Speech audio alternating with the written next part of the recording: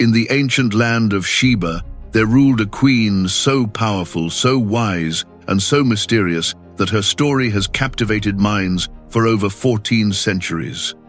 A queen who commanded armies, controlled vast wealth, and worshipped the sun. A queen whose very nature has been debated by scholars. Was she fully human, or was she half-jinn? This is the story of Queen Bilqis, the Queen of Sheba, as told in the Holy Quran and Islamic tradition. A story of power, wisdom, faith, and transformation. A story that involves the Prophet Sulaiman, peace be upon him, a magical hoopoe bird, and a throne that traveled across impossible distances. Today, you will discover the complete account of one of the most fascinating women ever mentioned in Islamic scripture. You will learn about the legends surrounding her birth, the truth about her famous hairy legs, and why some scholars believed she had jinn ancestry. Prepare yourself for a journey into the golden age of prophets and kingdoms, where miracles were commonplace and divine wisdom guided the affairs of nations. This is the complete story of Queen Bilqis, the mystery of her origins. Before we dive into the Quranic narrative, we must address the elephant in the room, the question that has intrigued Islamic scholars for centuries. Was Queen Bilqis fully human, or did she have jinn blood in her veins? The Holy Quran itself does not explicitly state that Bilqis was half jinn. In fact, the Quran presents her as a human queen, a powerful ruler with wisdom and intelligence. But Islamic tradition and various historical accounts have added layers to her story that complicate the picture. According to some ancient Arab and Islamic traditions, Bilqis's father was the king of Sheba, a human man. But her mother was said to be a jinn, or at least of jinn descent. This would make Bilqis half human, half jinn, a unique being straddling two worlds. But why did this belief emerge? Where did it come from? The answer lies in certain physical descriptions attributed to Bilqis in classical Islamic literature. The most famous of these descriptions mentions that she had hairy legs and feet, a characteristic that some scholars associated with jinn heritage. In Arabian mythology, jinn were often described as having unusual physical features, including excessive body hair or animal-like legs, particularly goat-like legs. However, it is crucial to understand that these details about Bilqis being half jinn are not found in the Quran itself. They come from later Islamic traditions, Jewish sources, and interpretations by various scholars throughout history. The Quran treats her simply as a human queen, albeit an extraordinary one. The great Islamic scholars have differed on this matter. Some, like Ibn Kathir and Al-Tabari, mention the traditions about her jinn ancestry, but treat them as interesting historical curiosities rather than established facts. Others reject these traditions entirely, arguing that they are Israelite stories that entered Islamic literature but lack authentic Islamic sources. What we can say with certainty is this: whether Bilqis was fully human or had jinn ancestry, the Quran presents her as a remarkable woman who possessed wisdom, power, and ultimately, the ability to recognize truth when she saw it. Her story in the Quran is not about her genetic makeup, it is about her intelligence, her leadership, her open-mindedness, and her eventual submission to Allah. These are the qualities that matter in the Quranic narrative. The Kingdom of Sheba. To understand Queen Bilqis' story, we must first understand the kingdom she ruled, Sheba, or in Arabic, Saba. The Kingdom of Sheba was located in what is now Yemen, in the southwestern corner of the Arabian Peninsula. This was one of the most prosperous kingdoms of the ancient world. Sheba controlled the lucrative frankincense and myrrh trade routes, spices that were worth their weight in gold in the ancient world. The kingdom was blessed with natural resources. The land was fertile, watered by an ingenious irrigation system, including the famous Marib Dam, one of the engineering marvels of the ancient world. Agriculture flourished, trade thrived, wealth poured into the royal treasuries. But despite all this material prosperity, the people of Sheba had gone astray in a fundamental way. They worshipped the sun instead of Allah, the creator of the sun and all creation. The Quran tells us that they had been deceived by Shaitan, Satan, who had made their deeds seem fair to them and had prevented them from the right path. They prostrated to the sun instead of Allah, and they did not prostrate to Allah, who brings forth what is hidden in the heavens and the earth. This was the spiritual condition of Sheba when our story begins. Material prosperity combined with spiritual blindness. Great worldly power but lack of guidance. They had a wise queen, but even she had not yet been guided to the truth. Queen Bilqis ruled over all of this. She sat upon a magnificent throne, described in Islamic traditions as being made of gold and precious stones, a symbol of her immense power and wealth. She commanded armies. She made decisions that affected the lives of thousands. She was respected and obeyed. But all of this power, all of this wealth, all of this glory was built on a foundation of shirk, of associating partners with Allah. And this situation could not continue forever. Allah, in His infinite wisdom and mercy, was about to send a message to the Queen of Sheba. But this message would not come through a typical messenger. It would come through a bird, the Prophet Sulaiman and his kingdom. At the same time that Bilqis ruled Sheba, another monarch reigned over a kingdom to the north, the Prophet Sulaiman, son of Dawood, peace be upon them both. But Sulaiman was no ordinary king. He was a prophet of Allah, blessed with extraordinary gifts that no king before or after him would possess. Allah had given him dominion not just over human beings, but over the jinn, the birds, and the wind itself. Sulaiman could understand the language of birds and animals. He commanded armies of jinn who built for him magnificent structures. The wind would carry his throne wherever he commanded. His kingdom was unmatched in power and glory, but unlike the Queen of Sheba, his power was built on the foundation of Tawhid, the pure worship of Allah alone. The Quran tells us that Sulaiman inherited this kingdom from his father Dawood and said, "O people, we have been taught the language of birds, and we have been given from all things. Indeed, this is evident bounty." One day, as was his custom, Prophet Sulaiman reviewed his troops. These troops were not just human soldiers, but included jinn and birds as well. Each category of creature had its assigned place and role in his kingdom. During this inspection, Sulaiman noticed something unusual. One of the birds was missing from its assigned position. This was the hoopoe, or in Arabic, the hudhud, a distinctive bird with a crown of feathers on its head. Now, you might think, why would a great prophet and king care about one missing bird? But this shows us Sulaiman's character as a leader. He was attentive to details. He noticed when even a single bird was absent. He held all under his command accountable, regardless of how small or seemingly insignificant. Sulaiman said, "Why do I not see the hoopoe? Or is he among the absent? I will surely punish him with a severe punishment, or slaughter him unless he brings me clear evidence." This was not cruelty, it was justice. In Sulaiman's kingdom, everyone had responsibilities. Even a bird was expected to be at its post, unless it had a valid reason.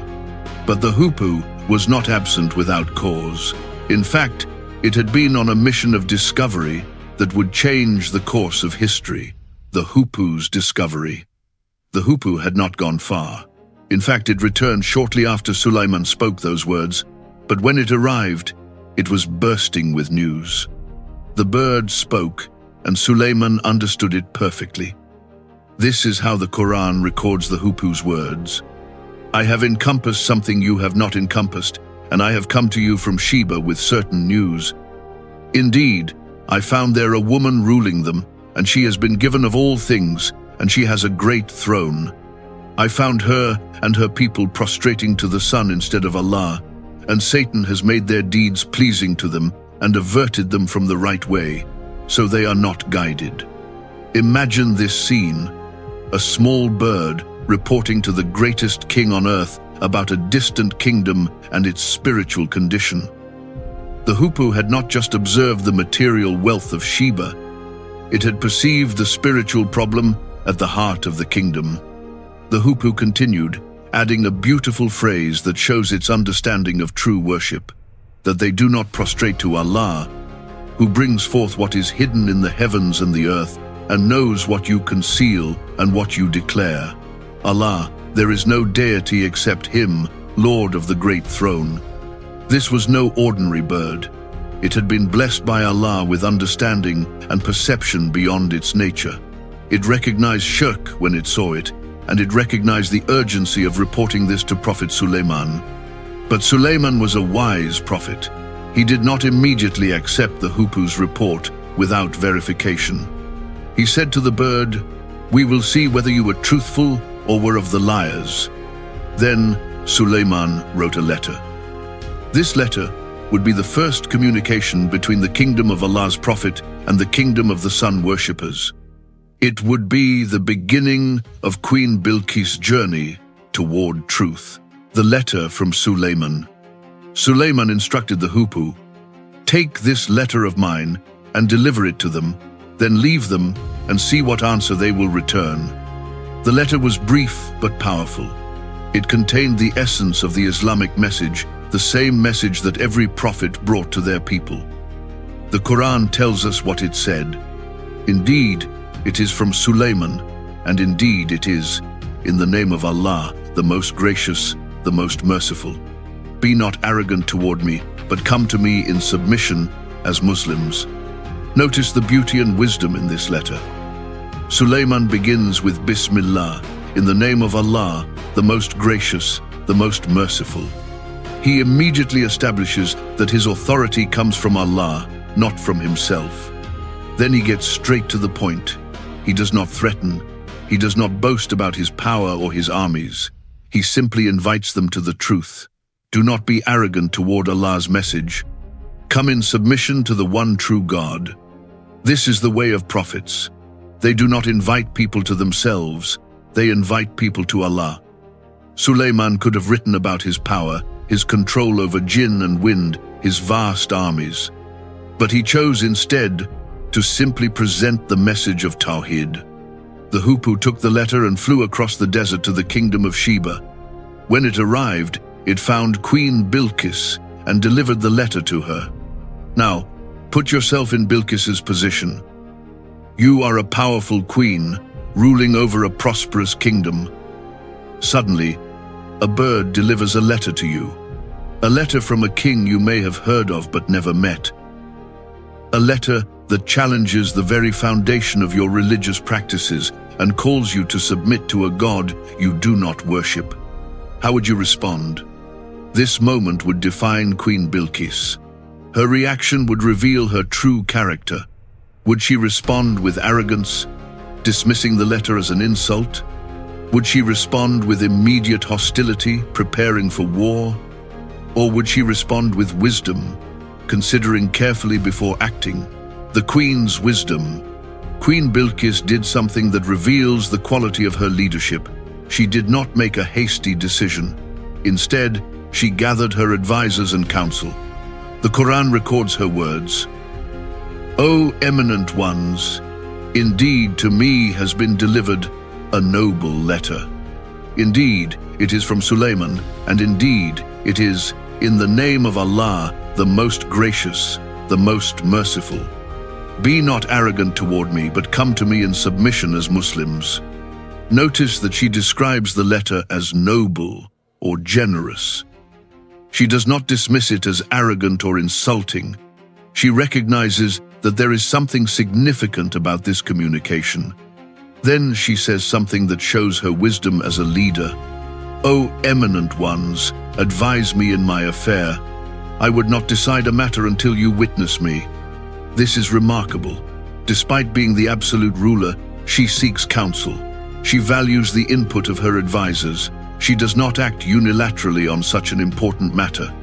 This shows humility and wisdom, qualities that would serve her well in the coming events. Her counsel responded as you might expect from military advisors and nobles, "We are men of strength and of great military might, but the command is yours, so see what you will command." In other words, they were ready for war. They had confidence in their military power. They were prepared to fight if she gave the order. But they left the decision to her. Queen Bilqis, however, was wiser than her advisors. She understood something they did not. She said, "Indeed, kings, when they enter a city, they ruin it and make the most honored of its people humiliated, and thus do they do." She recognized that war, even if they could win, would devastate her kingdom. The proud civilization of Sheba, the prosperity they enjoyed, the peace of their land, all would be destroyed by military conflict. She had seen or heard of what happens when kingdoms clash. So she proposed an alternative strategy. "But indeed I will send to them a gift and see with what answer the messengers will return." This was brilliant diplomacy. By sending a gift, she could achieve several objectives. First, she could test Sulaiman's character. If he was just another greedy king, he would be impressed by the wealth and perhaps be bought off. Second, she would show respect and goodwill, potentially avoiding conflict. Third, she would buy time to gather more information about this mysterious prophet king. The gift was prepared. Islamic traditions tell us it was extravagant. Gold, precious stones, expensive perfumes, and other treasures that would impress any normal ruler. She sent her most distinguished ambassadors with instructions to observe everything about Sulaiman's court and report back. Sulaiman's response. When Queen Bilqis's ambassadors arrived at Sulaiman's court with their magnificent gifts, they expected to impress him. They had brought wealth that would make any king's eyes gleam with desire. But Prophet Sulaiman was not any king. When the ambassadors presented the gifts, Sulaiman immediately understood what was happening. The queen was attempting to handle this as a political situation, thinking that material wealth could solve the problem or buy her way out. But Sulaiman was not interested in material wealth. He had been given dominion over resources beyond what any human could accumulate. He had jinn working for him who could bring him any treasure he desired. What could the Queen of Sheba give him that Allah had not already provided? The Quran records Sulaiman's response, "Do you provide me with wealth? But what Allah has given me is better than what He has given you. Rather, it is you who rejoice in your gift." Then he delivered his ultimatum to the messengers, "Return to them, for we will surely come to them with soldiers that they will be powerless to encounter, and we will surely expel them from there in humiliation, and they will be debased." This was not empty threat or arrogance. It was a statement of fact. Sulaiman had the power to do exactly what he said. His armies of humans, jinn, and birds could overwhelm any earthly kingdom. But notice the reason for his firmness. It was not about pride or conquest. It was about the message. Sulaiman was not going to compromise on Tawhid. He was not going to allow the people of Sheba to continue in shirk simply because they offered him gifts. The issue was too important for political maneuvering. The messengers returned to Queen Bilqis and reported everything they had seen. They described Sulaiman's incredible power, his vast armies, and his complete disinterest in material wealth. They also reported his ultimatum. Now Queen Bilqis faced a real decision. She could prepare for war, knowing it would likely end in disaster. Or she could do something that required even more courage than fighting. She could go to Sulaiman herself and face the situation directly. She chose the latter. She decided to travel to Sulaiman's kingdom and see for herself this prophet king who had rejected her gifts and challenged her beliefs. This decision showed tremendous courage and wisdom. A lesser ruler might have stayed home and sent more envoys or prepared for battle. But Bilqis decided to confront the situation personally. She would not hide behind intermediaries. As she prepared for the journey, she had no idea that Sulaiman already knew she was coming, and he was preparing a demonstration that would shake her understanding of reality to its very foundation, the miracle of the throne. When Prophet Sulaiman learned that Queen Bilqis was coming to visit him, he decided to prepare a demonstration of power that would leave no doubt about the source of his authority. He gathered his court and said something surprising. "O assembly of jinn, which of you will bring me her throne before they come to me in submission?" He wanted the queen's throne, the very symbol of her power and sovereignty, brought from Sheba to his kingdom before she arrived. This was impossible by any normal means. Sheba was hundreds of miles away. Even the fastest caravan would take weeks to make the journey. But Sulaiman was not asking for normal means. He was asking his jinn servants. A powerful ifrit from among the jinn responded, "I will bring it to you before you rise from your place, and indeed, I am for this task strong and trustworthy." This ifrit claimed he could bring the throne before Sulaiman finished his court session, which might be a few hours. This was already miraculous, traveling hundreds of miles and carrying a massive throne in hours. But then someone else spoke up. The Quran identifies him as one who had knowledge from the scripture. Islamic scholars have debated who this person was. Some say it was Asif ibn Barkiya, Sulaiman's minister and scribe. Others suggest it might have been Sulaiman himself, demonstrating his own knowledge. The Quran does not specify definitively. This person said, "I will bring it to you before your glance returns to you." Before your glance returns to you. In other words, in less than the blink of an eye, in a fraction of a second. This was beyond miraculous. This was a manipulation of the very fabric of space and time. And then it happened, the Quran says, "And when Sulaiman saw it placed before him, in an instant, the throne of Queen Bilqis, the massive symbol of her power that had been in Sheba moments before, now stood in Sulaiman's court in Jerusalem or wherever his palace was located. It had traveled hundreds of miles in less than a second. This miracle was accomplished through the knowledge from the scripture, through divine power granted by Allah. It demonstrated that for Allah, distance and time are nothing. He can bring the distant near in an instant. He can make the impossible routine. When Sulaiman saw the throne before him, he did not become arrogant. Instead, he immediately thanked Allah. "This is from the favor of my Lord to test me whether I will be grateful or ungrateful. And whoever is grateful, his gratitude is only for himself. And whoever is ungrateful, then indeed, my Lord is free of need and generous." Then Sulaiman gave an instruction that shows his wisdom and psychological insight. He said, "Disguise her throne for her. We will see whether she will be guided or will be of those who are not guided."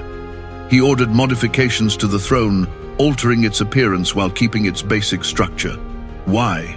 He wanted to test Queen Bilqis's intelligence and perception. Would she recognize her own throne despite the changes? This would reveal her level of wisdom and understanding. Everything was now prepared for the queen's arrival. Bilqis arrives. When Queen Bilqis finally arrived at Sulaiman's palace, she was immediately confronted with something that should have been impossible. She was shown a throne and asked, "Is your throne like this?" Imagine her shock. This throne looked remarkably like hers, but it couldn't be hers. Her throne was hundreds of miles away in Sheba, guarded in her palace. How could it be here? Her response reveals her intelligence. It is as though it were it. She did not commit herself fully either way. She recognized the similarity but also knew it was impossible for it to actually be her throne.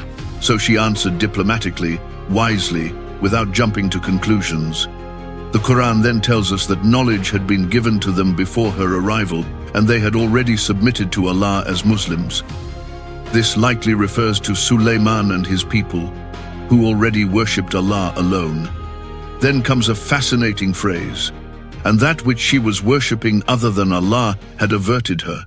Indeed, she was from a disbelieving people." This explains Bilqis's spiritual state. She was not inherently evil or stupid. She was intelligent and wise. But she had been raised in a culture of sun worship, and this false religion had prevented her from recognizing the truth. She was a product of her environment, but now she was being given an opportunity to break free from that conditioning. But the demonstrations were not over yet. Sulaiman had one more test prepared, and this test is directly connected to the legends about Bilqis being half-jinn, the glass floor, and the transformation. Queen Bilqis was told, "Enter the palace." But this was no ordinary palace entrance. Sulaiman had ordered the construction of a floor made of smooth glass, clear as crystal, with water flowing beneath it. When Bilqis saw this floor, she thought it was a body of water, a deep pool that she would have to wade through. So she did what anyone would do before entering water. She uncovered her shins, lifting her garment to keep it dry. The Quran records, "But when she saw it, she thought it was a body of water and uncovered her shins." This is the moment that has spawned so many legends. When she lifted her garment, Sulaiman or those present saw her legs. They saw that her legs were hairy. This observation led to various interpretations. Some said it proved she had jinn ancestry, as jinn were believed to have hairy legs or even goat-like legs. Others offered more mundane explanations. Perhaps she simply had more body hair than was typical, a purely natural variation. Some traditions say that Sulaiman, always solving problems with wisdom, later had a depilatory paste created for her to remove the hair. Other traditions say the jinn created the first mirror for her, allowing her to see herself clearly and maintain her appearance. But again, these are traditions, not Quranic text. What is in the Quran is Sulaiman's response to her confusion about the glass floor. Indeed, it is a palace made smooth with glass. She had been deceived by her eyes. What appeared to be water was actually solid glass. This was another lesson, a powerful metaphor. Just as she had mistaken glass for water, she had mistaken the sun for a deity worthy of worship. Appearances can be deceiving.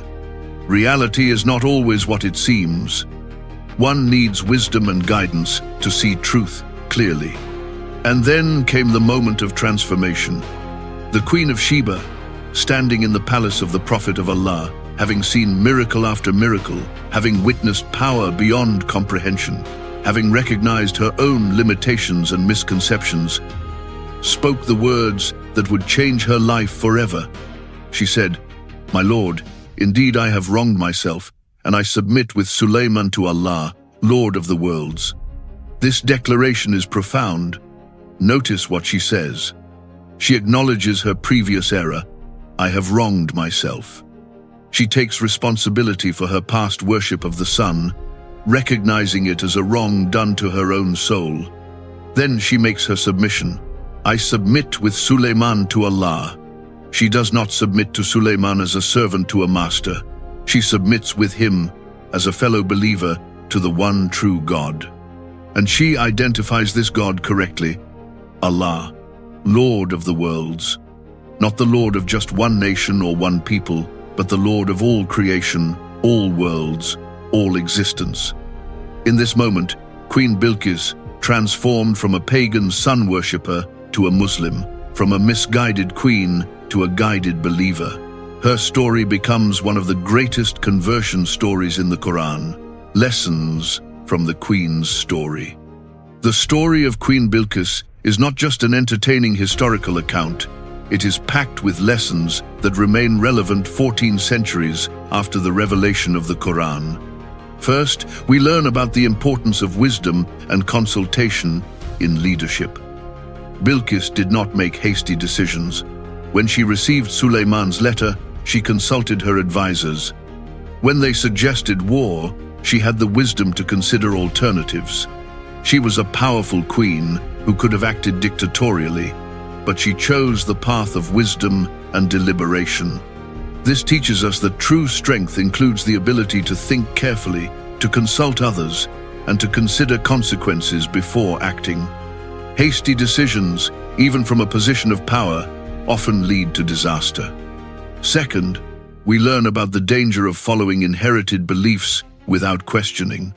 Bilqis and her people worshipped the sun because that is what their ancestors had done. They had been deceived by Shaitan into thinking this was right. But when she was exposed to the truth and shown evidence, she was humble enough to change. This teaches us to examine our beliefs critically. Just because something has always been done a certain way does not make it right. We must be open to truth, even when it challenges our inherited traditions. Third, we see the power of direct evidence and experience in changing hearts. Bilqis did not convert based on threats or coercion. Sulaiman could have conquered Sheba by force and imposed Islam, but instead, he demonstrated the truth through miracles and wisdom. When Bilqis saw the evidence with her own eyes, experienced the power of Allah through these signs, her heart was convinced.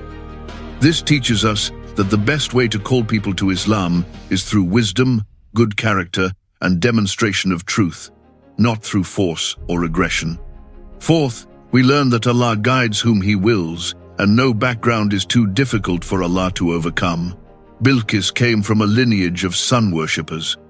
According to some traditions, she may have even had jinn ancestry.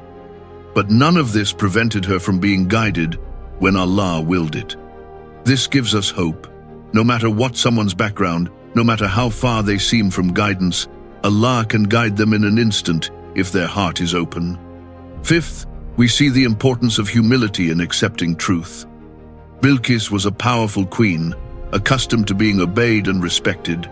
She could have let her pride prevent her from accepting Sulaiman's message.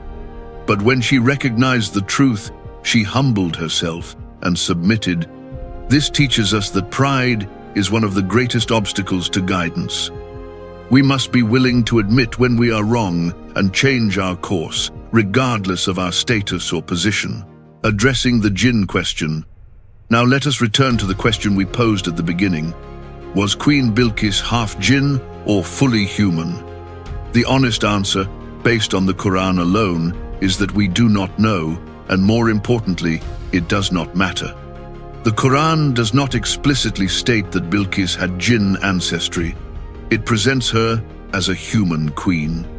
The traditions about her being half jinn come from later Islamic sources and from Jewish traditions that were incorporated into Islamic literature. Some scholars accept these traditions as possible. After all, the Quran and Hadith do mention that some humans and jinn have interacted and even married in the past. Jinn are created beings capable of belief and disbelief, and Islamic law even discusses the theoretical possibility of human-jinn marriage, though most scholars consider it extremely rare or even impossible in practice. Other scholars reject these traditions entirely, arguing that they are fabrications or misunderstandings that have no basis in authentic Islamic sources. But here is what we can say definitively. The Quran's focus in telling Bilqis's story is not on her genetic makeup, but on her spiritual transformation. Whether she was fully human or part jinn, the lesson is the same. She was misguided, she was shown the truth, and she accepted it with humility and wisdom. The detail about her uncovering her legs when she saw the glass floor is in the Quran, but the interpretation that this revealed hairy legs, indicating jinn ancestry, is not. That is an addition from tradition. What matters in the Quranic narrative is not the state of her legs, but the state of her heart. She went from worshipping the sun to worshipping Allah. That is the transformation that matters. If anything, the legends about her being half jinn might actually make her story even more powerful. If she truly had jinn ancestry, if she truly was caught between two worlds, then her journey to Islam is even more remarkable. It shows that Allah's guidance transcends not just human boundaries, but even the boundaries between species of created beings. But whether these legends are true or not, the core message remains unchanged.